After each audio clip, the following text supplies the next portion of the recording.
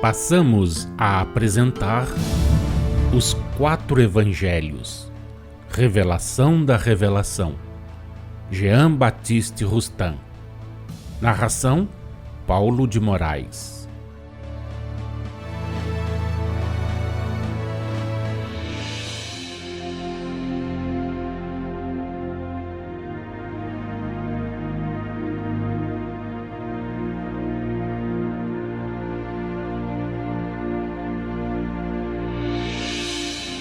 Sob a influência atrativa dos fluidos em geral, os do perispírito variam incessantemente, acompanhando a marcha progressiva do espírito, cujo envoltório formam até que o mesmo espírito tenha atingido a perfeição.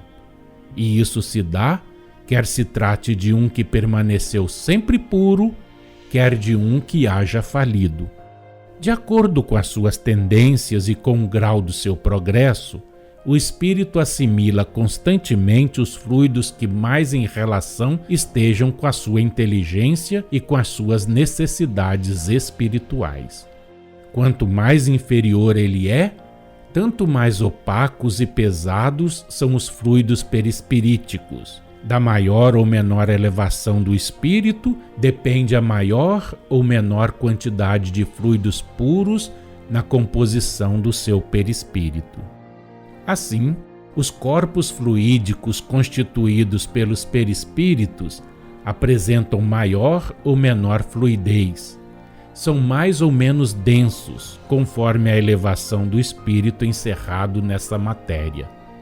Dizemos matéria porque efetivamente para o espírito, o perispírito é matéria. O perispírito, tanto do espírito que faliu como do que se manteve puro, forçosamente se modifica de conformidade com as fases da existência e com as provações. Só quando o espírito atingiu a perfeição, e só então lhe é dado modificar voluntariamente o seu perispírito, de acordo com as necessidades do momento, com as regiões que tenha de percorrer, com as missões que o Senhor lhe confia, conservando-se inalterável a essência purificada do mesmo perispírito.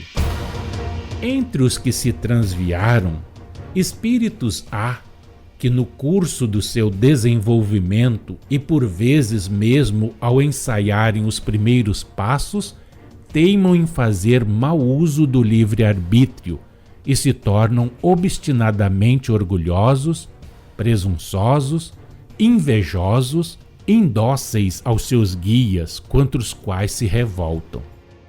Esses espíritos presunçosos e revoltados, cuja queda os leva às condições mais materiais da humanidade, são então humanizados, isto é, para serem domados e progredirem sob a opressão da carne, encarnam em mundos primitivos, ainda virgens do aparecimento do homem, mas preparados e prontos para essas encarnações. Encarnam em substâncias humanas, às quais não se pode dar propriamente o nome de corpos. Os elementos dessas substâncias se encontram esparsos da imensidade, e pela ação dos espíritos prepostos a tal missão, se congregam no meio cósmico do planeta, onde a encarnação há de se operar. São substâncias destinadas também a progredir, a desenvolver-se por meio da procriação, nas condições estabelecidas para a execução da lei natural e imutável de reprodução em tal caso. Revestido do seu perispírito e sob a direção e vigilância dos espíritos prepostos, o espírito atrai aqueles elementos destinados a lhe formarem um invólucro material, do mesmo modo que o ímã atrai o ferro. Ainda aí se verifica o resultado de uma atração magnética, prevista e regulada pelas leis naturais e imutáveis, constituindo esse resultado uma das aplicações de tais leis. Após a queda e antes de encarnar, o espírito, pelas suas tendências naturais, tem composto seu perispírito, conservando os fluidos que ele para tal fim assimilou, a influência que lhes é própria. No curso da encarnação, esses fluidos mudam de natureza, de acordo sempre com os progressos ou as faltas do espírito. Se a encarnação produz uma melhoria no estado moral, os fluidos que constituem o perispírito experimentam uma correspondente melhora. É, para nos servirmos de uma comparação humana, a rapariga do povo despindo suas roupas grosseiras para vestir os trajes de noiva. A matéria que o espírito anima lhe auxilia o desenvolvimento, quer se trate do espírito humano, quer da essência espiritual ou espírito em formação nos reinos mineral, vegetal e animal. Entre os que se transviam, muitos há também cujo transviamento se dá depois de terem sido por largo tempo, por séculos, dóceis aos espíritos incumbidos de os guiar e desenvolver. Depois de haverem trilhado até certo ponto mais ou menos avançado de desenvolvimento moral e intelectual, a senda do progresso que lhes era indicada. Esses encarnam em planetas mais ou menos inferiores, mais ou menos elevados, conforme ao grau de culpabilidade, a fim de sofrerem uma encarnação mais ou menos material, mais ou menos fluídica, apropriada e proporcionada à falta cometida e às necessidades do progresso, atenta à elevação espiritual. Assim como Deus criou, cria e criará em contínua progressão na imensidade, no infinito e na eternidade essências espirituais, espíritos também criou, cria e criará mundos adequados a todos os gêneros de encarnação, para os que se transviaram, transviam e transviarão. Assim, sempre houve, há e haverá, por um lado, terras primitivas, mundos materiais mais ou menos inferiores, mais ou menos elevados, mais ou menos superiores, uns em relações aos outros, e por outro lado, mundos cada vez menos materiais, cada vez mais fluídicos, até os planetas da mais pura fluidez, a que podeis chamar mundos celestes, divinos, e aos quais só têm acesso os espíritos puros. Os espíritos que, dóceis aos seus guias, seguem a diretriz que lhes é indicada para progredirem, esses trilham o caminho do progresso através de esferas fluídicas sucessivamente mais elevadas, onde tudo está em relação com as inteligências que as habitam.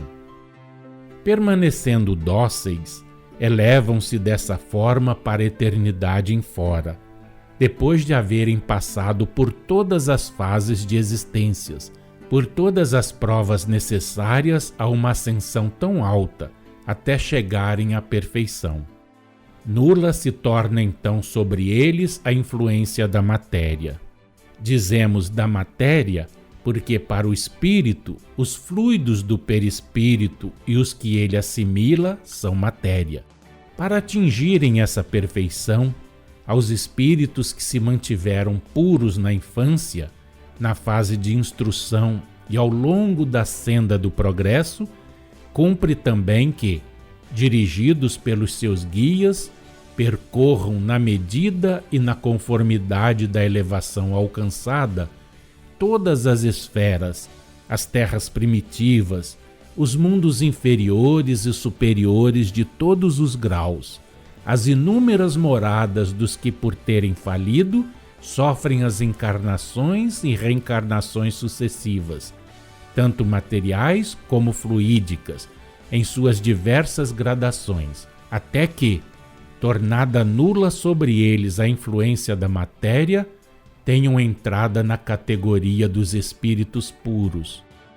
Esse percurso, porém, aqueles espíritos o executam sempre na qualidade de espíritos, porquanto seus estudos se fazem no espaço, no grande livro do universo.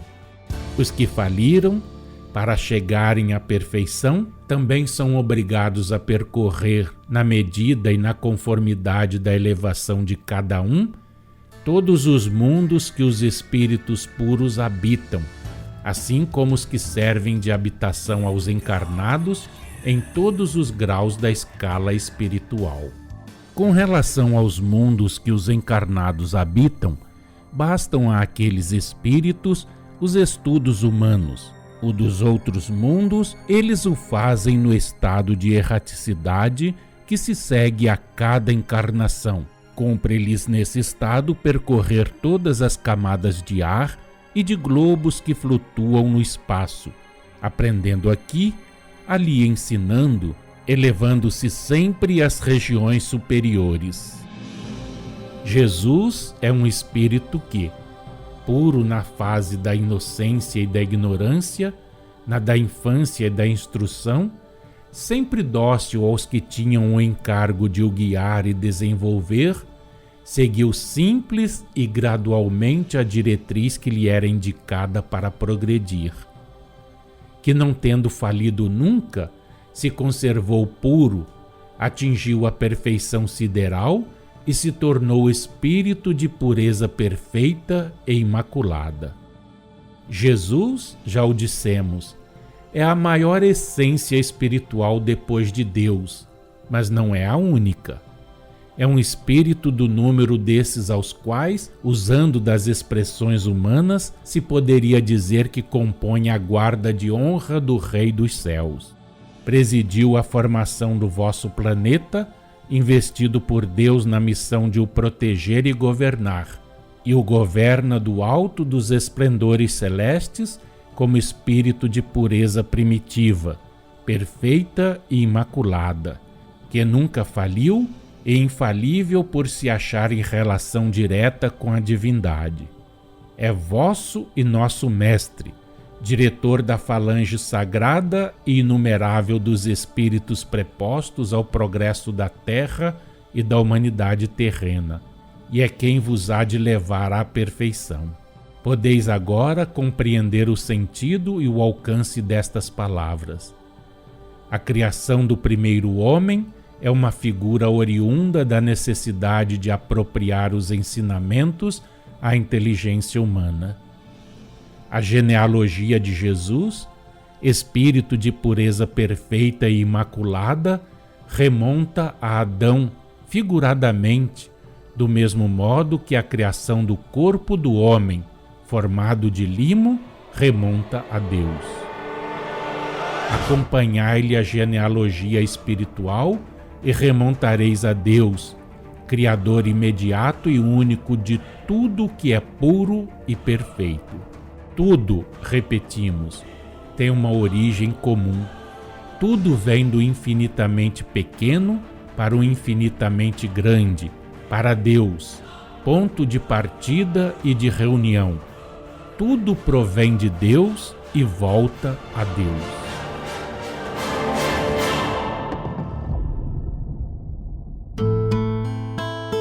Acompanhe no próximo programa mais um trecho de Os Quatro Evangelhos, Revelação da Revelação, Jean Baptiste Rustin.